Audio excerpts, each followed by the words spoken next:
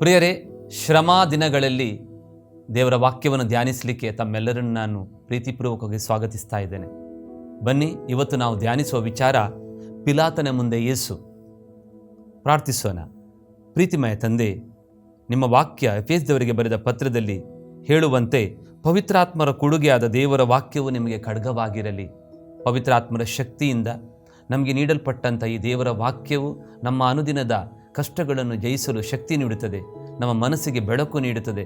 ಆದ್ದರಿಂದ ಯೇಸು ಸ್ವಾಮಿ ಇಂದು ಪಿಲಾತನ ಮುಂದೆ ನಿಂತು ನಿರಪರಾಧಿಯಾದರೂ ನಮ್ಮ ಪಾಪಗಳಿಗೋಸ್ಕರ, ನಮ್ಮನ್ನು ಬಿಡುಗಡೆಗಳಿಗೋಸ್ಕರ ಈ ಎಲ್ಲ ನಿಂದನೆಗಳನ್ನು, ಅನೀತಿಯನ್ನು ಸಹಿಸಿದರು. ಆದ್ದರಿಂದ ಈ ದಿವಸ ಈ ದೇವರ ವಾಕ್ಯವನ್ನು ಆಲಿಸುವಾಗ ಪವಿತ್ರಾತ್ಮರ ಬೆಳಕನ್ನು ನಮಗೆ ನೀಡಿರಿ. ಪವಿತ್ರಾತ್ಮರ ಶಕ್ತಿಯಿಂದ ಈ ದೇವರ ವಾಕ್ಯದ ಆಳತೆಯನ್ನು, ಉದ್ದತೆಯನ್ನು ಅರಿತುಕೊಳ್ಳುವಂಥ ಆ ಕೃಪೆಯನ್ನು ನಮಗೆ ದಯಪಾಲಿಸಿರಿ. ಪ್ರಾರ್ಥನೆಯನ್ನು ಅಪ್ಪ ಯೇಸುವೆ, ನಿಮ್ಮ ಪುತ್ರ ಯೇಸುವಿನ ನಾಮದಲ್ಲಿ ನಾವು ಬೇಡಿಕೊಂಡಿದ್ದೇವೆ, ಆಮೆನ್. ಇತಿಹಾಸದಲ್ಲಿ ಅತಿ ಅನ್ಯಾಯಭರಿತವಾದ ಸಾವೆಂದರೆ ಅದು ಯೇಸುವಿನ ಸಾವು. ಯಾಕೆಂದರೆ 24 ಗಂಟೆ ಒಳಗಡೆ 6 ಸಲ ನ್ಯಾಯ ವಿಚಾರಣೆಗೆ ಒಳಪಟ್ಟಂಥ ಏಕೈಕ ವ್ಯಕ್ತಿ ಅದು ಯೇಸು. ಆದ್ದರಿಂದ ಯಹೂದ್ಯರು ಅನ್ಯಾಯದಿಂದ 24 ಗಂಟೆ ಒಳಗಡೆ ಯೇಸುವನ್ನು ಶಿಲುಬೆಗೇರಿಸಿದಂಥ ಕ್ರೂರ ಘಟನೆ ಇದು. ಒಂದೆರಡು ವಿಚಾರಗಳನ್ನು ನಾವು ಧ್ಯಾನಿಸುವುದಾದರೆ, ಯಹೂದ್ಯರ ನಿಯಮದಂತೆ ರಾತ್ರಿ ಹೊತ್ತಲ್ಲಿ ಯಾರನ್ನೂ ಬಂಧಿಸುವಂತಿದ್ದಿಲ್ಲ. ಆದರೆ ಯೇಸು ಸ್ವಾಮಿಯನ್ನು ಒಬ್ಬ ಕಳ್ಳನಂತೆ, ಒಬ್ಬ ಕೊಲೆಗಡುಕನಂತೆ, ಒಬ್ಬ ಅಪರಾಧಿಯಂತೆ ಅವರನ್ನು ಬಂಧಿಸಿದರು. ಎರಡನೇದು, ರಾತ್ರಿ ಹೊತ್ತಲ್ಲಿ ಯಾರಿಗೂ ನ್ಯಾಯ ವಿಚಾರಣೆಗೆ ಒಳಪಡಿಸುವಂತಿರಲಿಲ್ಲ. ಆದರೆ ಯೇಸುವನ್ನು ಗೆತ್ಸೆಮನೆ ತೋಪಿನಿಂದ ಕರೆದುಕೊಂಡು ಹೋದ ನಂತರ ಮಧ್ಯರಾತ್ರಿಯಿಂದ 3 ಸಲ ನ್ಯಾಯ ವಿಚಾರಣೆಗೆ ಒಳಪಡಿಸಿದರು. ಅದು ಮೊದಲು ಅನ್ನಸನ ಬಳಿ ಕರೆದುಕೊಂಡು ಹೋಗಿ, ನಂತರ ಕೈಫಸನ ಬಳಿ, ನಂತರ ಸನೆದ್ರಿನ್ ಸಭೆ. ಬೆಳಕು ಹರಿಯುವ ಮೊದಲೇ ಸಭೆ ಸೇರಿ ಯೇಸು ಸ್ವಾಮಿಯನ್ನು ಮರಣದಂಡನೆಗೆ ವಿಧಿಸಿ ಆಗಿತ್ತು. ಆದ್ದರಿಂದ ಈ 3 ಸಮಯದಲ್ಲಿ ಯೇಸುವಿನ ಪರವಾಗಿ ಮಾತನಾಡಲಿಕ್ಕೆ ಒಬ್ಬರೂ ಕೂಡ ಇದ್ದಿಲ್ಲ. ಮೂರನೇ ವಿಚಾರ, ಸಾಬ್ಬತ್ತಿನ ಮೊದಲ ದಿವಸ ಯಾರನ್ನೂ ನ್ಯಾಯ ವಿಚಾರಣೆಗೆ ಅಥವಾ ಮರಣದಂಡನೆಗೆ ಗುರಿಪಡಿಸುವಂತಿದ್ದಿಲ್ಲ. ಆದರೆ ಈ ಯಹೂದ್ಯರು ತಮ್ಮ ನಿಯಮಗಳೆಲ್ಲವನ್ನು ಗಾಳಿಗೆ ತೂರಿ ಸಾಬ್ಬತ್ತಿನ ಮೊದಲ ದಿವಸ ಯೇಸುವನ್ನು ಮರಣದಂಡನೆಗೆ ಗುರಿಯಾಗಿಸ್ತಿದ್ದಾರೆ. ನಾಲ್ಕನೇ ವಿಚಾರ, ಪಿಲಾತ 3 ಸಲ ಈತನಲ್ಲಿ ನನಗೆ ಯಾವ ಅಪರಾಧವೂ ಕಾಣುವುದಿಲ್ಲ ಅಂತ ಪರಿಪರಿಯಾಗಿ ಹೇಳಿದ ನಂತರವೂ ಕೂಡ ನಿರಪರಾಧಿಯನ್ನು ಯಹೂದ್ಯರು ಅಪರಾಧಿ ಎಂದು ಬಿಂಬಿಸಿ ಶಿಲುಬೆಗೇರಿಸ್ತಾರೆ. ಐದನೇ ವಿಚಾರ, ಯೇಸುವಿನ ಮೇಲೆ ಹೊರಿಸಿದಂಥ ಯಾವ ಅಪರಾಧಗಳು ರುಜುವಾತಿಯಾಗಿಲ್ಲ. ಆದ್ದರಿಂದ ಒಬ್ಬ ಅಪರಾಧಿಗೆ ಮರಣದಂಡನೆ ವಿಧಿಸಬೇಕಾದರೆ ಆತನ ಅಪರಾಧಗಳು ರುಜುವಾತಾಗಬೇಕು, ಸಾಕ್ಷಿಗಳಿರಬೇಕು. ಆದರೆ ಒಂದೂ ಸಾಕ್ಷಿಯೂ ಇಲ್ಲದೆ, ಒಂದೂ ಅವರ ಆರೋಪ ಪಟ್ಟಿಯು ರುಜುವಾತಾಗದೆ ಅವರನ್ನು ಶಿಲುಬೆಗೇರಿಸಲಾಯಿತು. ಪ್ರಿಯರೇ, ಮುಂದಿನ ವಿಚಾರ, ಸನೆದ್ರಿನ್ ಸಭೆಯಲ್ಲಿ ನಿಕೋದೇಮ ಇದ್ದಿಲ್ಲ. ಒಂದು ಸಮಯದಲ್ಲಿ ನಿಕೋದೇಮ ಯೇಸುವಿನ ಪರವಾಗಿ ಮಾತನಾಡಿದ. ನೋಡಿ, ಎಷ್ಟೋ ಜನರು ಯೇಸುವಿನ ಪರವಾಗಿ ಇದ್ದವರನ್ನು, ಅವರನ್ನು ಆ ಸನೆದ್ರಿನ್ ಸಭೆಗೆ ಬರಮಾಡದೆ ಅವರನ್ನು ಹೊರಗಿಟ್ಟು ಯೇಸುವನ್ನು ಈ ಮರಣದಂಡನೆಗೆ ಗುರಿಪಡಿಸಿದರು. ಏಳನೇ ವಿಚಾರ, ಯಹೂದ್ಯರ ನಿಯಮದಂತೆ ಮರಣದಂಡನೆಯನ್ನು ವಿಧಿಸುವಂಥ ಈ ಸನೆದ್ರಿನ್ ಸಭೆ ದೇವಾಲಯದಲ್ಲಿ ಸಭೆ ಸೇರಬೇಕಿತ್ತು. ಆದರೆ ಕಾಯಫನ ಮನೆಯಲ್ಲಿ ಸಭೆ ಸೇರಿ ಗೌಪ್ಯವಾಗಿ ಯೇಸುವಿಗೆ ಮರಣದಂಡನೆಯನ್ನು ವಿಧಿಸಿದರು. ಕೊನೆಯದಾಗಿ ಯೇಸುವಿನ ಮೇಲೆ ಹೊರಿಸಿದಂಥ ಆರೋಪ ಪಟ್ಟಿಯನ್ನು ಈ ಯಹೂದ್ಯರು 2 ಸಲ ಬದಲಾಯಿಸಿದರು. ಮೊದಲನೇ ಆರೋಪ, ಯಹೂದ್ಯ ಧರ್ಮದ ಅಧಿಕಾರಿಗಳು ನ್ಯಾಯ ವಿಚಾರಣೆ ಒಳಪಡಿಸಿದಾಗ ಅವರ ಮೇಲೆ ಹೊರಿಸಿದಂಥ ಆರೋಪ, ಅವರು ದೇವರ ಪುತ್ರ ಅಂತ ಹೇಳ್ತಾರೆ, ದೇವಾಲಯವನ್ನು ಕೆಡವುತ್ತಾರೆ ಅಂತ ಹೇಳ್ತಾರೆ, ಈ ಆರೋಪಗಳು. ಆದರೆ ಇದೇ ಆರೋಪ ಪಿಲಾತನ ಮುಂದೆ ಹೋದಾಗ ಈ 2 ಆರೋಪವನ್ನು ಅವರು ಎತ್ತಲಿಲ್ಲ. ಬದಲಾಗಿ ಅವರ ಆರೋಪವನ್ನು ಬದಲಾಯಿಸಿದರು. ಆತ ತನ್ನನ್ನೇ ತಾನು ರಾಜ, ಅರಸ ಅಂತ ಕರೆಸಿಕೊಳ್ತಾನೆ. ರೋಮಿನ ಅರಸನ ವಿರುದ್ಧ ಪಿತೂರಿ ಮಾಡ್ತಾನೆ, ತನ್ನದೇ ಸಾಮ್ರಾಜ್ಯವನ್ನು ಕಟ್ಟಿಕೊಳ್ಳಲಿಕ್ಕೆ ನೋಡ್ತಾನೆ. ಆದ್ದರಿಂದ ಯೇಸುವಿಗೆ ವಿಧಿಸಿದಂಥ ಈ ಮರಣದಂಡನೆ ಏನಿದೆ ನೋಡಿ, ಅದು ಪ್ರಪಂಚದಲ್ಲಿ ಅತಿ ಕ್ರೂರಿಯಾದ ಮರಣದಂಡನೆ. ಹಾಗೂ ಪ್ರಿಯರೇ, ಅದರೊಳಗಡೆ ಯಾವ ನ್ಯಾಯವೂ ಇದ್ದಿಲ್ಲ. ಅತಿ ಅನ್ಯಾಯದಿಂದ ಕೂಡಿದಂಥ ಈ ಮರಣ. ಆದ್ದರಿಂದ ಇದೇ ಯಹೂದ್ಯರು ಪಿಲಾತನ ಮುಂದೆ ಹೇಳ್ತಾರೆ, ನಮಗೆ ಮರಣದಂಡನೆ ವಿಧಿಸುವಂಥ ಅಧಿಕಾರ ಇಲ್ಲವಲ್ಲ ಅಂತ ಹೇಳಿದರು. ಆದರೆ ಪಾಪಿ ಸ್ತ್ರೀಯನ್ನು ಕಲ್ಲು ಹೊಡೆದು ಸಾಯಿಸಲಿಕ್ಕೆ ಮನಸ್ಸು ಮಾಡಿದವರು ಅವರೇ ಮರಣದಂಡನೆ ವಿಧಿಸಲಿಕ್ಕೆ ಆ ಸ್ತ್ರೀಯನ್ನು ಕೊಲ್ಲಿಕ್ಕೆ ರೆಡಿಯಾಗಿದ್ದರು. ಸ್ತೇಫನನನ್ನು ಕಲ್ಲು ಹೊಡೆದದ್ದು, ಅವನನ್ನು ಕೊಂದದ್ದು ಇವರೇ. ಅವನನ್ನು ಕೊಲ್ಲುವಾಗ ರೋಮಿನ ಆ ಅಧಿಕಾರಿಗಳ ಬಳಿ, ರಾಜ್ಯಪಾಲನ ಬಳಿ ಅವರು ಯಾವತ್ತೂ ಹೋಗಿಲ್ಲ. ಆದರೆ ಯೇಸುವಿಗೆ ಮಾತ್ರ ಯಹೂದ್ಯರು, ಯಹೂದ್ಯೇತರ ಅಥವಾ ಅನ್ಯ ಧರ್ಮೀಯರಿಂದ ಕೊಲೆ ಮಾಡಿಸಿದ್ರು ಅಂತ ನಾವು ಹೇಳಬಹುದು. ಆದ್ದರಿಂದ ಪ್ರಿಯರೇ, ಈ ದಿವಸ ಪಿಲಾತನ ಮುಂದೆ ಯೇಸು ಈ ವಿಚಾರವನ್ನು ಧ್ಯಾನಿಸುವಾಗ, ಯಾರು ಈ ಪಿಲಾತ? ಪಿಲಾತ ಜುದೇಯ ನಾಡಿಗೆ ರೋಮಿನ ಗವರ್ನರ್ ಆಗಿದ್ದ. ಕ್ರಿಸ್ತಶಕ 26ರಿಂದ 30ರವರೆಗೆ ತಿಬೇರಿಯಸ್ ರಾಜನ ಆಳ್ವಿಕೆಯಲ್ಲಿ ಒಬ್ಬ ರಾಜ್ಯಪಾಲನಾಗಿ ದುಡಿತಿದ್ದ. ಆತ ಯಹೂದ್ಯರನ್ನು ಬಹಳವಾಗಿ ದ್ವೇಷಿಸ್ತಿದ್ದ. ಆದ್ದರಿಂದ ಜೆರುಸಲೇಮಿನಾದ್ಯಂತ ಯಹೂದ್ಯರ ನಾಡಿನಲ್ಲಿ ಅರಸನ ಪ್ರತಿಮೆಗಳನ್ನು ಇಟ್ಟಿದ್ದ. ಹಾಗೂ ಅರಸನ ಮುದ್ರೆ ಇರುವಂಥ ನಾಣ್ಯಗಳನ್ನು ಆತ ಅಲ್ಲಿ ಪರಿಚಯಿಸಿದ್ದ. ಆದ್ದರಿಂದ ಇಂಥ ರಾಜ್ಯಪಾಲನ ಬಳಿ ಯೇಸುಸ್ವಾಮಿಯನ್ನು ಕೊಂಡೋಗಿದ್ದು ಬೆಳಗಿನ 6 ಅಥವಾ 7 ಗಂಟೆ ಹೊತ್ತಿಗೆ. ಯೇಸುಸ್ವಾಮಿಯನ್ನು ಪಿಲಾತನ ಮುಂದೆ ನಿಲ್ಲಿಸುವ ಮೊದಲು ದೇವರ ವಾಕ್ಯ ನಮಗೆ ಮಾರ್ಕನ ಸುವಾರ್ತೆ ಅಧ್ಯಾಯ 14 ವಾಕ್ಯ 65ರಲ್ಲಿ ಹೀಗೆ ಹೇಳ್ತದೆ, ಅನಂತರ ಅವರಲ್ಲಿ ಕೆಲವರು ಯೇಸುವಿನ ಮೇಲೆ ಉಗುಳಿದರು, ಅವರ ಮುಖಕ್ಕೆ ಮುಸುಕು ಹಾಕಿ ಅವರನ್ನು ಗುದ್ದಿದವರು ಯಾರು, ಪ್ರವಾದಿಸಿ ನೋಡೋಣ ಎನ್ನುತ್ತಿದ್ದರು. ಅದಲ್ಲದೆ ಅಲ್ಲಿದ್ದ ಪಹರೆಯವರು ಅವರಿಗೆ ಏಟಿನ ಮೇಲೆ ಏಟು ಕೊಟ್ಟು ತಮ್ಮ ವಶಕ್ಕೆ ತೆಗೆದುಕೊಂಡರು. ಅಂದರೆ ಯೇಸುಸ್ವಾಮಿಗೆ ನ್ಯಾಯ ವಿಚಾರಣೆ ಮಾಡಿದ್ದು ಮಾತ್ರವಲ್ಲ, ಅವರಿಗೆ ಚಿತ್ರಹಿಂಸೆಯನ್ನು ಕೂಡ ನೀಡಿದರು. ನಮ್ಮ ಪರಿಶಿತರ ವಿಶ್ವಾಸ ಪ್ರಕಟಣೆಯಲ್ಲಿ ನಾವು ಹೇಳ್ತೇವೆ, ಪಾನ್ಷಿಯಸ್ ಪಿಲಾತನ ಅಧಿಕಾರದಲ್ಲಿ ಪಾಡುಪಟ್ಟು ಶಿಲುಬೆಗೇರಿಸಲ್ಪಟ್ಟು ಮೃತರಾಗಿ ಸಮಾಧಿ ಮಾಡಲ್ಪಟ್ಟರು. ನಮ್ಮ ವಿಶ್ವಾಸ ಸಂಗ್ರಹದಲ್ಲಿ ಪಿಲಾತನ ಹೆಸರು ಯಾಕೆ ಬರಬೇಕು? ಈ ಪ್ರಶ್ನೆ ನಮ್ಮನ್ನು ಕಾಡಬಹುದು. ಪ್ರಿಯರೇ, ನಮ್ಮ ವಿಶ್ವಾಸ ಸಂಗ್ರಹದಲ್ಲಿ 2 ವಿಚಾರಗಳು, ಪಿತಾಸುತ ಮತ್ತು ಪವಿತ್ರಾತ್ಮರ ಹೆಸರುಗಳನ್ನು, ಅದರ ನಂತರ ಮನುಷ್ಯರ 2 ಹೆಸರುಗಳನ್ನು ಉಲ್ಲೇಖಿಸಿದೆ. ಅದು ಒಂದು ಮಾತೆ ಮರಿಯಳ ಹೆಸರು, ಪವಿತ್ರಾತ್ಮರಿಂದ ಗರ್ಭಧರಿಸಿದ ಮಾತೆ ಮರಿಯಮ್ಮಣ್ಣವರಲ್ಲಿ ಅವರು ಹುಟ್ಟಿದರು. 2ನೇ ವಿಚಾರ, ಪಾನ್ಷಿಯಸ್ ಪಿಲಾತನ ಅಧಿಕಾರದಲ್ಲಿ ಪಾಡುಪಟ್ಟು ಶಿಲುಬೆಗೇರಿಸಲ್ಪಟ್ಟು ಮೃತರಾಗಿ ಸಮಾಧಿ ಮಾಡಲ್ಪಟ್ಟರು. ಕ್ರೈಸ್ತ ಜಗತ್ತು ಪಿಲಾತನನ್ನು ಖಳನಾಯಕನನ್ನಾಗಿ ಪ್ರತಿಬಿಂಬಿಸ್ತಿದೆಯೋ, ಅಥವಾ ಕ್ರೈಸ್ತ ಜಗತ್ತು ಇವತ್ತಿಗೂ ಈ ವಿಶ್ವಾಸ ಪ್ರಕಟಣೆಯನ್ನು ಮಾಡುವಾಗ ಪಿಲಾತನನ್ನು ದೇವರ ಯೋಜನೆಗೆ ಸ್ಪಂದಿಸಿದ ವ್ಯಕ್ತಿಯನ್ನಾಗಿ ಪ್ರತಿಬಿಂಬಿಸುತ್ತದೆ? ಅದನ್ನು ನಾವು ಈ ಹೊತ್ತಿನಲ್ಲಿ ಧ್ಯಾನಿಸೋಣ. ಈಗ ಯೇಸುಸ್ವಾಮಿಯನ್ನು ಪಿಲಾತನ ಮುಂದೆ ನಿಲ್ಲಿಸಿದಾಗ ಪಿಲಾತ ಕೇಳಿದ ಮೊದಲ ಪ್ರಶ್ನೆ ಅದು, ನೀನು ಯಹೂದ್ಯರ ಅರಸನು? ಯೇಸುಸ್ವಾಮಿ ಇದಕ್ಕೆ ಉತ್ತರಿಸದೆ ಮರುಪ್ರಶ್ನೆ ಕೇಳ್ತಾರೆ. ಆ ಪ್ರಶ್ನೆಗೆ ಯೇಸುಸ್ವಾಮಿ ಹೇಳಿದರು, ನೀವಾಗಿ ಇದನ್ನು ಹೇಳುತ್ತಿರುವಿರೋ ಅಥವಾ ಬೇರೆ ಯಾರಾದರೂ ನನ್ನನ್ನು ಕುರಿತು ಹೀಗೆ ಹೇಳಿದರೋ? ಪ್ರಶ್ನೆಗೆ ಮರುಪ್ರಶ್ನೆ, ಉತ್ತರವಿದ್ದಿಲ್ಲ. ಪ್ರಿಯರೇ, ಈ ಸಮಯದಲ್ಲಿ ಇದರ ಅರ್ಥ ಏನು? ಯೇಸುಸ್ವಾಮಿ ಪಿಲಾತನ ಮೊದಲ ಪ್ರಶ್ನೆಗೆ ಒಂದು ಉತ್ತರ ನೀಡ್ತಾರೆ. ನೀವಾಗಿ ಇದನ್ನು ಹೇಳುತ್ತಿರುವಿರೋ ಅಥವಾ ಬೇರೆ ಯಾರಾದರೂ ನನ್ನನ್ನು ಕುರಿತು ಹೀಗೆ ಹೇಳಿದಿರೋ? ಇದರ ಅರ್ಥ, ಪಿಲಾತನೇ, ಬಹುಸಂಖ್ಯ ಯಹೂದ್ಯರು ನನ್ನ ವಿರೋಧಿಗಳು, ಅವರ ಧ್ವನಿ ಗಟ್ಟಿಯಾಗಿದೆ, ಅವರು ಶಕ್ತಿಯುತರಾಗಿದ್ದಾರೆ, ಪ್ರಬಲ ಶಕ್ತಿಗಳಾಗಿದ್ದಾರೆ. ಅವರ ಮಾತಿಗೆ ನೀವು ಬೆಲೆ ಕೊಡ್ತೀರೋ ಅಥವಾ ನ್ಯಾಯದ ಪರವಾಗಿ ನೀವು ನಿಂತಿದ್ದೀರೋ? ಆದ್ದರಿಂದ ಈ ಮೊದಲ ಪ್ರಶ್ನೆಯಿಂದಲೇ ಪಿಲಾತ ಬಹಳ ವಿಚಲಿತನಾದ. ಯಾಕೆಂದರೆ ಆ ಪ್ರಶ್ನೆಯಲ್ಲಿ ಅಷ್ಟೊಂದು ಆಳತೆ ಅಡಕವಾಗಿತ್ತು. ಯೋಹಾನ ಸುವಾರ್ತೆ ಅಧ್ಯಾಯ 18 ವಾಕ್ಯ 35ರಲ್ಲಿ ಹೀಗೆ ಹೇಳ್ತದೆ, ನನ್ನ ಸಾಮ್ರಾಜ್ಯ ಇಹಲೋಕದ್ದಲ್ಲ, ನನ್ನ ಸಾಮ್ರಾಜ್ಯ ಇಹಲೋಕದ್ದಾಗಿದ್ದರೆ ಯಹೂದ್ಯರ ಕೈಗೆ ನಾನು ಬೀಳದಂತೆ ನನ್ನ ಅನುಯಾಯಿಗಳು ಕಾದಾಡುತ್ತಿದ್ದರು. ನಿಜವಾಗಿಯೂ ನನ್ನ ಸಾಮ್ರಾಜ್ಯ ಇಹಲೋಕದ್ದಲ್ಲ. ಪ್ರಿಯರೇ, ಯೇಸುಸ್ವಾಮಿ ಯಹೂದ್ಯರು ಪಿಲಾತನಿಗೆ ಈತ ಅರಸ ಅಂತ ಹೇಳ್ತಾ ಇದ್ದಾನೆ, ರೋಮಿನ ಚಕ್ರಾಧಿಪತ್ಯದ ವಿರುದ್ಧ ತನ್ನದೇ ರಾಜ್ಯವನ್ನು ಕಟ್ಟುತ್ತಿದ್ದಾನೆ, ತಾನೇ ಅರಸ ಅಂತ ಪ್ರತಿಬಿಂಬಿಸ್ತಿದ್ದಾನೆ ಅಂತ ಹೇಳಿದ್ದಕ್ಕೆ ಯೇಸುಸ್ವಾಮಿ ಈಗ ಸರಿಯಾದ ಉತ್ತರವನ್ನು ಕೊಡ್ತಾ ಇದ್ದಾರೆ.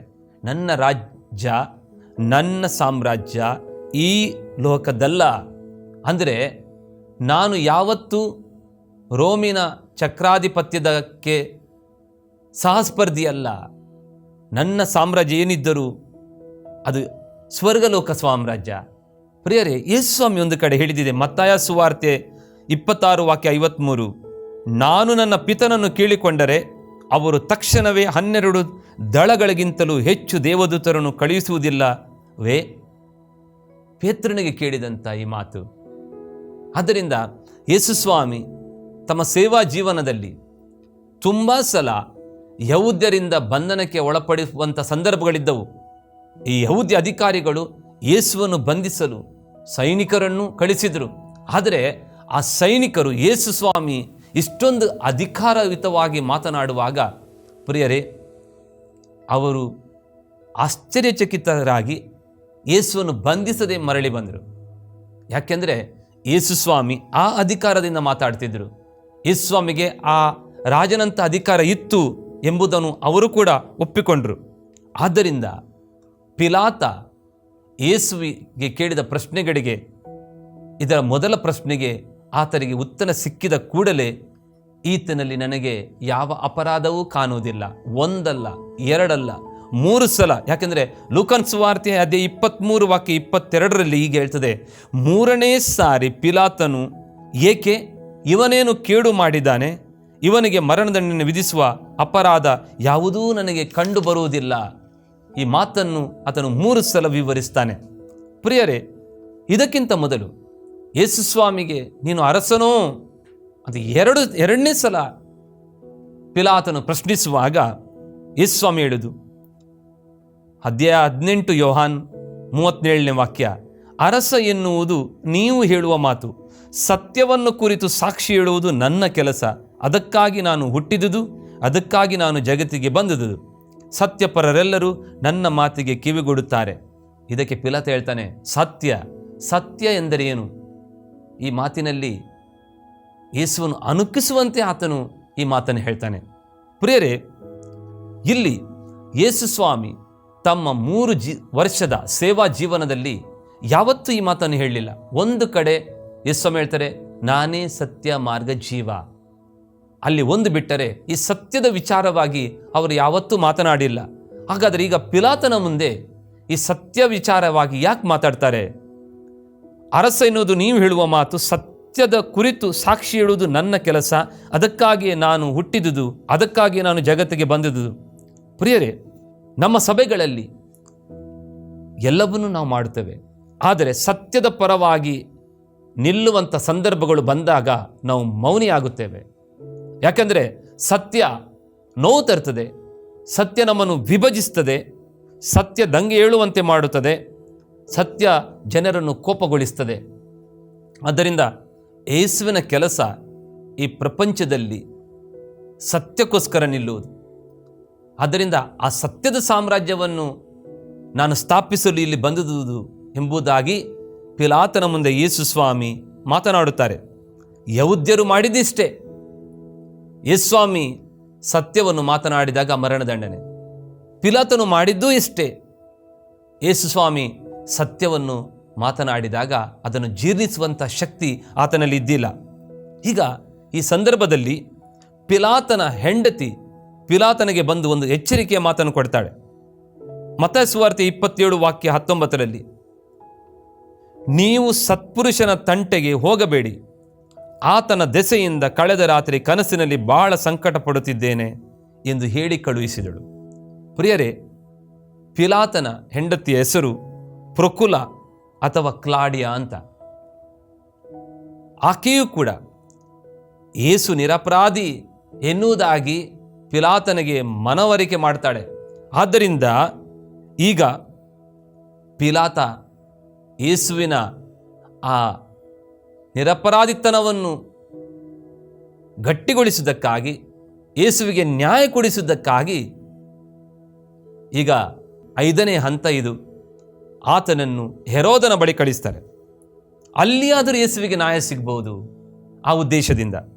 ಆದರೆ ಯೇಸು ಹೆರೋದನ ಬಳಿ ಒಂದೂ ಮಾತನಾಡಲಿಲ್ಲ. ಆತನ ಒಂದು ಪ್ರಶ್ನೆಗೆ ಉತ್ತರಿಸಲಿಲ್ಲ. ಯಾಕೆಂದರೆ ಪಿಲಾತನ ವಿರುದ್ಧವಾಗಲಿ ಅಥವಾ ಯಹೂದ್ಯರ ವಿರುದ್ಧವಾಗಲಿ ಯೇಸು ಮಾತನಾಡಬಹುದಿತ್ತು. ಆದರೆ ಹೆರೋದ ಅರಸನ ಮುಂದೆ ಯೇಸು ಸ್ವಾಮಿ ಕುರಿಯಂತೆ ಮೌನವಾಗಿ ನಿಂತರು. ಹೆರೋದನು ಯೇಸುವನ್ನು ಬಹಳ ಅವಹೇಳನ ಮಾಡಿ ಅಣಕಿಸಿ ರಾಜ್ಯ ವಸ್ತ್ರ ತೊಡಿಸಿ ಮರಳಿ ಆತನಲ್ಲಿ ಯಾವ ಅಪರಾಧವೂ ನನಗೆ ಕಾಣುವುದಿಲ್ಲವೆಂದು ಪಿಲಾತನ ಬಳಿ ಕಳಿಸಿದರು. ಇಷ್ಟರವರೆಗೆ ವೈರಿಗಳಾಗಿದ್ದ ಪಿಲಾತನು ಹಾಗೂ ಹೆರೋದನು ಅವರು ಮಿತ್ರರಾದರು. ನೋಡಿ, ಯೇಸು ಸ್ವಾಮಿ ಇಲ್ಲೂ ಕೂಡ ತಾವು ಮೌನವಾಗಿದ್ದರೂ ಕೂಡ ಇಬ್ಬರು ಶತ್ರುಗಳನ್ನು ಒಂದುಗೂಡಿಸ್ತಾರೆ, ಅವರನ್ನು ಮಿತ್ರರನ್ನಾಗಿಸ್ತಾರೆ. ಈಗ ಪಿಲಾತನ ಎರಡನೇ ವಿಚಾರಣೆ. ಈ ಹೆರೋದನ ಮನೆಯಿಂದ ಯೇಸುವನ್ನು ಪಿಲಾತನ ಬಳಿ ಕರೆದುಕೊಂಡು ಬಂದಾಗ ಪಿಲಾತನಿಗೆ ಯಹೂದ್ಯರ ಮುಂದೆಯೇ ನ್ಯಾಯ ವಿಚಾರಣೆ ಮಾಡಲಿಕ್ಕೆ ಮನಸ್ಸಿತ್ತು. ಆದ್ದರಿಂದ ಅವರ ಮುಂದೆ ಯೇಸುವಿನ ಆ ನಿರಪರಾಧಿತನವನ್ನು ರುಜುವಾತುಪಡಿಸಲಿಕ್ಕೆ ಪ್ರಶ್ನೆ ಕೇಳಿದಾಗ ಯೇಸು ಮೌನವಾಗಿದ್ದರು. ಆವಾಗ ಯೇಸುವಿನ ಬಾಯಿಂದ ಏನು ಬರುತ್ತದೋ ಅಂತ ನೋಡಲಿಕ್ಕೆ ಬಾರಬ್ಬನ ವಿಚಾರವಾಗಿ ತೆಗಿತಾರೆ. ಆದ್ದರಿಂದ ಪಿಲಾತ ಮತ್ತಾಯನ ಸುವಾರ್ತೆ ಅಧ್ಯಾಯ 27 ವಾಕ್ಯ 15ರಲ್ಲಿ ಯೇಸು ಕ್ರಿಸ್ತನೋ ಯೇಸು ಬರಬ್ಬನೋ ಎಂಬ ಸಬ್ ಟೈಟಲ್ ಕೊಟ್ಟಿದ್ದಾರೆ. ಈ ಬರಬ್ಬನಿಗೂ ಕೂಡ ಯೇಸು ಎಂಬ ಆ ಮೊದಲ ಹೆಸರು ಇತ್ತು. ಆದ್ದರಿಂದ ಪಿಲಾತ ಕೇಳಿದ ಪ್ರಶ್ನೆ ಇದು: ನಾನು ಯಾರನ್ನು ಬಿಡುಗಡೆ ಮಾಡಬೇಕೆನ್ನುತ್ತೀರಿ, ಬರಬ್ಬನನ್ನು ಅಥವಾ ಕ್ರಿಸ್ತ ಎಂದು ಕರೆಯಲಾಗುವ ಯೇಸುವನ್ನು? ಪ್ರಿಯರೇ, ದೇವರ ವಾಕ್ಯ ಯೋಹಾನ ಸುವಾರ್ತೆ ಅಧ್ಯಾಯ 3 ವಾಕ್ಯ 16 ನಾವು ತುಂಬ ಸಲ ಓದಿ ಅದನ್ನು ಧ್ಯಾನಿಸಿದ್ದೇವೆ. ದೇವರು ಈ ಲೋಕವನ್ನು ಎಷ್ಟಾಗಿ ಪ್ರೀತಿಸಿದರೆಂದರೆ ತಮ್ಮ ಏಕೈಕ ಪುತ್ರನನ್ನೇ ಕಳುಹಿಸಿದರು. ಆದರೆ ಅಧ್ಯಾಯ 3 ವಾಕ್ಯ 19 ನಮಗೆ ಈ ರೀತಿ ಹೇಳ್ತದೆ: ಜನರಾದರೂ ಬೆಳಕಿಗಿಂತ ಕತ್ತಲೆಯನ್ನೇ ಹೆಚ್ಚಾಗಿ ಪ್ರೀತಿಸಿದರು. ಆದ್ದರಿಂದ ಯೇಸುವಿಗೆ ಕೊಲ್ಲಬೇಕೆಂಬ ಆ ಉದ್ದೇಶದಿಂದ ಈ ಯಹೂದ್ಯರು ಬರಬ್ಬನನ್ನೇ ಬೇಕೆಂದು ಬೇಡಿಕೊಂಡರು. ಯೇಸುವನ್ನು ಶಿಲುಬೆಗೇರಿಸಿ ಅಂತ ಬೊಬ್ಬೆ ಹಾಕಿದರು. ದೇವರ ವಾಕ್ಯ ಲೂಕ 23:23 ಹೇಳ್ತದೆ: ಕಟ್ಟ ಕಡೆಗೆ ಅವರ ಕೂಗಾಟಕ್ಕೆ ಗೆಲುವಾಯಿತು. ಈಗ ಪಿಲಾತ ಜನರ ಮುಂದೆ ನಿಂತು ಇಗೋ ಈ ಮನುಷ್ಯ ಅಂತ ಹೇಳ್ತಾನೆ. ಇಂಗ್ಲಿಷ್ನಲ್ಲಿ ಬಿಹೋಲ್ಡ್ ದ ಮ್ಯಾನ್. ಪ್ರಿಯರೇ, ಇಲ್ಲಿ ಪಿಲಾತ ಸ್ನಾನಿಕ ಯೋಹಾನಂತೆ ಹೇಗೆ ಜನರಿಗೆ ದೇವರ ಕುರಿಮರಿಯನ್ನು, ಇಗೋ ಲೋಕದ ಪಾಪಗಳನ್ನು ಪರಿಹರಿಸುವ ದೇವರ ಕುರಿಮರಿ ಎಂದು ತೋರಿಸಿದರೋ, ಅದೇ ರೀತಿ ನಿರಪರಾಧಿ ಎಂದು ತಿಳಿದಂಥ ಪಿಲಾತನು ಯೇಸುವನ್ನು ಮುಂದೆ ನಿಲ್ಲಿಸಿ ಇಗೋ ಈ ಮನುಷ್ಯ, ಬಿಹೋಲ್ಡ್ ದಿಸ್ ಮ್ಯಾನ್. ಆದಾಮನನ್ನು ದೇವರು ಈ ಭೂಲೋಕಕ್ಕೆ ಒಬ್ಬ ಸಂಪೂರ್ಣ ಮನುಷ್ಯನಾಗಿ ಜೀವಿಸಬೇಕೆಂಬುದಾಗಿ ಆತನನ್ನು ಕಳಿಸಿದರು. ಆದರೆ ಆತನು ಪಾಪ ಮಾಡಿ ಆ ಸಂಪೂರ್ಣತೆಯನ್ನು ಕಳೆದುಕೊಂಡ. ಆದ್ದರಿಂದ ಅದರ ನಂತರ ಬಂದಂಥ ಪ್ರತಿಯೊಬ್ಬ ಮನುಷ್ಯರು ಆ ಸಂಪೂರ್ಣತೆಯನ್ನು, ಆ ಪರಿಶುದ್ಧತೆಯನ್ನು, ಆ ಪರಿಪೂರ್ಣತೆಯನ್ನು ಕಳೆದುಕೊಂಡರು. ಆದರೆ ಈಗ ಬಂದಂಥ ಹೊಸ ಒಡಂಬಡಿಕೆಯ ಹೊಸ ಆದಾಮ, ಬಿಹೋಲ್ಡ್ ದಿಸ್ ಮ್ಯಾನ್, ಇಗೋ ಈ ಮನುಷ್ಯ ಅಂದರೆ ಸಂಪೂರ್ಣ ಮನುಷ್ಯ, ಆತನಲ್ಲಿ ಯಾವ ಕಳಂಕವೂ ಇಲ್ಲ. ಇಲ್ಲಿ ಈ ಮಾತುಗಳನ್ನು ಹೇಳುತ್ತಾ ಪಿಲಾತ ಕೈ ತೊಳೆದುಕೊಳ್ಳುತ್ತಾನೆ. ಪ್ರಿಯರೇ, ಈ ವಿಚಾರ ಮತ್ತಾಯನ ಸುವಾರ್ತೆಯಲ್ಲಿ ಮಾತ್ರ ನಾವು ಓದ್ತೇವೆ. ಪಿಲಾತನು ಕೈ ತೊಳೆದುಕೊಳ್ಳುವಂಥ ವಿಚಾರ ಯಾಕೆ ಮತ್ತಾಯ ಮಾತ್ರ ಬರೀತಾನೆ ಅಂದರೆ, ಮತ್ತಾಯನು ತನ್ನ ಸುವಾರ್ತೆಯನ್ನು ಯಹೂದ್ಯರಿಗೆ ಬರೆದುದಾಗಿದೆ. ಆದ್ದರಿಂದ ಯಹೂದ್ಯ ಜನರಿಗೆ ಪಾಸ್ಓವರ್ ಅದರ ಅರ್ಥ ಸರಿಯಾಗಿ ತಿಳಿದಿತ್ತು. ಪಾಸ್ಕ ಹಬ್ಬದ ಸಮಯದಲ್ಲಿ ತುಂಬ ಕುರಿಗಳನ್ನು ಕಾಣಿಕೆಯಾಗಿ ಬಲಿ ಅರ್ಪಣೆಯಾಗಿ ಅರ್ಪಿಸ್ತಿದ್ರು. ಕುರಿಗಳನ್ನು ಬಲಿ ಅರ್ಪಣೆ ಮಾಡುವ ಮೊದಲು ಆ ಕುರಿಯನ್ನು ತುಂಬ ಎಲ್ಲ ವಿಚಾರವಾಗಿ ಗಮನಿಸ್ತಿದ್ರು. ಯಾವ ಕಳಂಕವೂ ಯಾವ ಕಲ್ಮಶವೂ ಇಲ್ಲದಂಥ ಪರಿಪೂರ್ಣವಾದ ಪರಿಶುದ್ಧವಾದ ಕುರಿಯನ್ನು ಆರಿಸಿ ಅದರ ನಂತರ ಆ ಶ್ರೇಷ್ಠ ಯಾಜಕ ಕೈಗಳನ್ನು ತೊಳೆಯುತ್ತಿದ್ದ. ಅದರ ನಂತರ ಮಾತ್ರ ಆ ಕುರಿಯನ್ನು ಸರ್ವ ಜನರ ಪಾಪಗಳ ಪರಿಹಾರಕ್ಕಾಗಿ ಬಲಿ ಅರ್ಪಣೆಯಾಗಿ ಅರ್ಪಿಸ್ತಿದ್ರು. ಪಿಲಾತ ಈಗ ದೇವರ ಪ್ರೇರಣೆಯಿಂದ ಏನೋ ಈ ಮಾತನ್ನು ಹೇಳ್ತದೆ, ಬಿಹೋಲ್ಡ್ ದಿಸ್ ಮ್ಯಾನ್, ಇಗೋ ಈ ಮನುಷ್ಯ. ಅಂದರೆ ಲೋಕದ ಪಾಪಗಳನ್ನು, ನಿಮ್ಮ ಪಾಪಗಳಿಗಾಗಿ ಈ ಒಬ್ಬ ವ್ಯಕ್ತಿ ಸಾಯಲಿಕ್ಕಿದ್ದಾನೆ. ಅದರಿಂದ ಪಿಲಾತನು ದೇವರ ಚಿತ್ತವನ್ನು ನೆರವೇರಿಸಿದ್ದೇನವನು. ಆದ್ದರಿಂದ ಪ್ರಿಯರೇ, ಈ ದಿವಸ ಕೆಲವೊಂದು ಸಭೆಗಳು ಪಿಲಾತನನ್ನು ಸಂತನೆಂದು ಗೌರವಿಸ್ತಾರೆ. ಪಿಲಾತನನ್ನು ಮಾತ್ರವಲ್ಲ, ಆತನ ಪತ್ನಿಯಾದಂಥ ಕ್ಲಾಡಿಯಳನ್ನು ಕೂಡ ಸಂತಳೆಂದು ಗೌರವಿಸ್ತಾರೆ. ಯಾಕೆಂದರೆ ಕೆಲವೊಮ್ಮೆ ದೇವರು ಅನ್ಯ ಧರ್ಮೀಯರಿಂದ ಕೂಡ ಪ್ರವಾದನೆಯನ್ನು ಮಾಡಿದ್ದು ಪವಿತ್ರ ಪುಸ್ತಕದಲ್ಲಿ ನಾವು ಓದ್ತೇವೆ. ಆದ್ದರಿಂದ ಪ್ರಿಯರೇ, ಕೊನೆಗೆ ಪಿಲಾತನು ತನ್ನ ಕೈಗಳನ್ನು ತೊಳೆದುಕೊಂಡ. ಅವರ ಕೂಗಾಟವೇ ಮೇಲಾಯಿತು. ಈ ದಿವಸ ಈ ವಿಚಾರಗಳನ್ನು ಧ್ಯಾನಿಸಿದ ನಮಗೆ ಕೆಲವೊಂದು ಪಾಠಗಳನ್ನು ಬದುಕಿಗೆ ನಾವು ಕಲಿಬೇಕಿದೆ. ಮೊದಲನೇದು, ಪಿಲಾತ ಬಹುಜನರ ಇಚ್ಛೆಯಂತೆ ನಡೆಯಲಿಲ್ಲ. ಮೊದಲಿಗೆ ಆ ಎರಡೂ ವಿಚಾರಣೆಯಲ್ಲಿ ಕೂಡ ಇಷ್ಟೊಂದು ಜನರು ಆತನನ್ನು ಶಿಲುಬೆಗೇರಿಸಿ ಅಂತ ಹೇಳುವಾಗಲೂ ಅವರ ಸ್ವರವನ್ನು ಕೇಳಲಿಲ್ಲ. ಅವನು ಯೇಸುವನ್ನು ನಿರಪರಾಧಿ ಎಂಬುದಾಗಿ ಪ್ರತಿಬಿಂಬಿಸಲು ಹಾಗೂ ಬಿಡುಗಡೆ ಮಾಡಲಿಕ್ಕೆ ತುಂಬ ಸಂದರ್ಭಗಳನ್ನು ಆತ ಹುಡುಕ್ತಿದ್ದ. ಆದ್ದರಿಂದ ಪ್ರಿಯರೇ, ಈ ಶ್ರಮ ದಿವಸದಲ್ಲಿ ಯೇಸು ಸ್ವಾಮಿ ಹೇಳಿದಂಥ ಮಾತಿದೆ, ನೀವು ಯಾರಿಗೂ ನ್ಯಾಯ ತೀರ್ಪು ಕೊಡಬೇಡಿ. ನ್ಯಾಯ ತೀರ್ಪು ಕೊಡುವವರು ಶ್ರೇಷ್ಠ ಸ್ಥಾನದಲ್ಲಿದ್ದು, ಪ್ರಿಯರೇ, ಅವರೇ ನಿರಪರಾಧಿಗಳಾಗಿದ್ದರೆ ಮಾತ್ರ ನ್ಯಾಯ ತೀರ್ಪನ್ನು ಕೊಡಬಹುದಾಗಿದೆ. ಯೇಸುವಿನ ಈ ವಿಚಾರಣೆಯಲ್ಲಿ ಅಪರಾಧಿಗಳು, ಪಾಪಿಗಳು, ನಿರಪರಾಧಿಯಾದಂಥ ಯೇಸುವಿಗೆ, ಪರಿಶುದ್ಧರಾದಂಥ ಯೇಸುವಿಗೆ, ಅದು ಕೂಡ ಆ ಮರಣದಂಡನೆಯ ಶಿಕ್ಷೆಗೆ, ಯಾಕೆಂದರೆ ಮರಣದಂಡನೆಗೆ ಅರ್ಹವಾದಂಥ ಯಾವ ತಪ್ಪನ್ನು ಮಾಡದಂಥ ಯೇಸುವಿಗೆ ಇಂಥ ಒಂದು ಶಿಕ್ಷೆ ಕೊಟ್ಟರಾದರೆ, ಈ ಶ್ರಮ ದಿವಸಗಳಲ್ಲಿ ನಮ್ಮ ಕುಟುಂಬಗಳಲ್ಲಿ ನಮ್ಮ ಕುಟುಂಬದ ಸದಸ್ಯರನ್ನು ನಾವು ಖಂಡನೆಗೆ, ನ್ಯಾಯ ತೀರ್ಪಿಗೆ ಗುರಿ ಮಾಡುವುದು ಅಷ್ಟು ಸಮಂಜಸವಲ್ಲ. ಅದು ದೇವರಿಗೂ ಕೂಡ ಸರಿ ಕಾಣುವುದಿಲ್ಲ. ಯಾಕೆಂದರೆ ಪೋಪ್ ಫ್ರಾನ್ಸಿಸ್ ಒಂದು ಮಾತು ಹೇಳಿದ್ದಾರೆ, let your families be confessional, not court. Confessional ಅಂದರೆ ಪಾಪ ನಿವೇದನೆ ಮಾಡುವಂಥ ಸ್ಥಳಗಳು. ಪತಿ ಪತ್ನಿ ಮಕ್ಕಳು ಒಬ್ಬರಿಗೊಬ್ಬರು ದೂಷಿಸದೆ, ಒಬ್ಬರನ್ನೊಬ್ಬರಿಗೆ ನ್ಯಾಯ ತೀರ್ಪಿಗೆ ಒಳಪಡಿಸದೆ ನಾವು ಪಾಪ ನಿವೇದನೆ ಮಾಡುವಂಥ ಸ್ಥಳಗಳನ್ನಾಗಿ ಮಾಡೋಣ, ಕೋರ್ಟ್ಗಳನ್ನಾಗಿ ಪರಿವರ್ತಿಸೋದು ಬೇಡ. ಎರಡನೇದು, ಪಿಲಾತ ಕೈ ತೊಳೆದುಕೊಂಡ. ಇವತ್ತಿಗೂ ಪ್ರತಿ ಸಲ ಒಂದು ಮಗು ಪ್ರೇಷಿತರ ವಿಶ್ವಾಸ ಪ್ರಕಟಣೆಯನ್ನು ಹೇಳುವಾಗ ಪಾನ್ಷಿಯಸ್ ಪಿಲಾತನ ಅಧಿಕಾರದಲ್ಲಿ ಪಾಡುಪಟ್ಟು ಶಿಲುಬೆಗೇರಿಸಲ್ಪಟ್ಟು ಮೃತರಾಗಿ ಸಮಾಧಿ ಮಾಡಲ್ಪಟ್ಟರು ಎಂಬ ವಿಚಾರವನ್ನು ಪ್ರತಿ ಬಾರಿ ಉಚ್ಚರಿಸುತ್ತದೆ. ನೀನು ಕೈ ತೊಳೆದುಕೊಂಡರೂ ನಿನ್ನ ಪಾಪಗಳು ನಿನ್ನನ್ನು ಬೆನ್ನತ್ತಿ ಬರುತ್ತವೆ. ಕೆಲವೊಮ್ಮೆ ನಾವು ಏನೂ ಆಗಿಲ್ಲ ಎಂಬಂತೆ ಕೈ ತೊಳೆದುಕೊಳ್ಳುತ್ತೇವೆ. ಪ್ರಿಯರೇ, ಈ ಶ್ರಮ ದಿವಸಗಳಲ್ಲಿ ನೋಡಿ, ಮಾರ್ಟಿನ್ ಲೂಥರನಿಗೆ ಕೈ ತೊಳಿಲಿಕ್ಕೆ ಮನಸ್ಸು ಬಂದಿಲ್ಲ, ಜವಾಬ್ದಾರಿಯಿಂದ ಜಾರಲಿಕ್ಕೆ ಮನಸ್ಸು ಬಂದಿಲ್ಲ. ಫಾದರ್ ಸ್ಟ್ಯಾನ್ ಸ್ವಾಮಿಗೆ ತನ್ನ ಜವಾಬ್ದಾರಿಯಿಂದ ಜಾರಿಕೊಂಡು ತನ್ನನ್ನು ತಾನೇ ರಕ್ಷಿಸಿಕೊಳ್ಬಹುದಿತ್ತು, ಕೈ ತೊಳೆದು ಬಿಡಬಹುದಿತ್ತು. ಆದರೆ ಅವರು ನೀತಿಗೋಸ್ಕರ, ಸತ್ಯಕ್ಕೋಸ್ಕರ ಜೀವವನ್ನೇ ಕೊಟ್ಟರು. ಮೂರನೇ ವಿಚಾರ, ಪ್ರಿಯರೇ, ನಮ್ಮ ಸುತ್ತಮುತ್ತ ಎಷ್ಟೊಂದು ನಿರಪರಾಧಿಗಳಿದ್ದಾರೆ. ಅವರಿಗೆ ನಾವು ಎಂಥ ಕಠಿಣ ಶಿಕ್ಷೆಯನ್ನು ವಿಧಿಸಿದ್ದೇವೆ ನೋಡಿ. ಎಷ್ಟೋ ಜನರು ಇವತ್ತು ನಿರಪರಾಧಿ ವ್ಯಕ್ತಿಗಳು ಅವರು ಮಾಡದಂಥ ಅಪರಾಧಗಳಿಗಾಗಿ ಜೈಲಿನಲ್ಲಿ ಕೊಳಿತಾ ಇದ್ದಾರೆ. ಪ್ರಿಯರೇ, ಈ ಶ್ರಮ ದಿವಸಗಳಲ್ಲಿ ನಾನು ಯಾರನ್ನೂ ನ್ಯಾಯ ತೀರ್ಪಿಗೆ ಒಳಪಡಿಸದಂತೆ ಅಥವಾ ಪಿಲಾತನಂತೆ ನನ್ನ ಜವಾಬ್ದಾರಿಯಿಂದ ಜಾರದಂತೆ ನನ್ನ ಜವಾಬ್ದಾರಿಯನ್ನು ನ್ಯಾಯಯುತವಾಗಿ ಮಾಡಲಿಕ್ಕೆ ಹಾಗೂ ಯಾರನ್ನು ಜಗತ್ತು ಅಪರಾಧಿಗಳೆಂದು ಕರೀತಾರೋ ಅವರನ್ನು ಕೂಡ ಪ್ರೀತಿಸಲು, ಅವರಲ್ಲಿಯೂ ಕೂಡ ಒಂದು ನ್ಯಾಯ ಇದೆ ಎಂಬುದನ್ನು ತೋರಿಸಿಕೊಡಲು ನನಗೆ ಶಕ್ತಿ ನೀಡಲಿ ಅಂತ ನಾವು ಪ್ರಾರ್ಥನೆ ಮಾಡೋಣ. ಪ್ರೀತಿಮಯ ತಂದೆ, ಪಿಲಾತನ ಮುಂದೆ ನಿರಪರಾಧಿಯಾಗಿ ನಿಂತಂಥ ಯೇಸು ಸ್ವಾಮಿ ಈ ದಿವಸ ನಮಗೆ ಈ ದೇವರ ವಾಕ್ಯವನ್ನು ಧ್ಯಾನಿಸಲು ಶಕ್ತಿ ನೀಡಿದರು.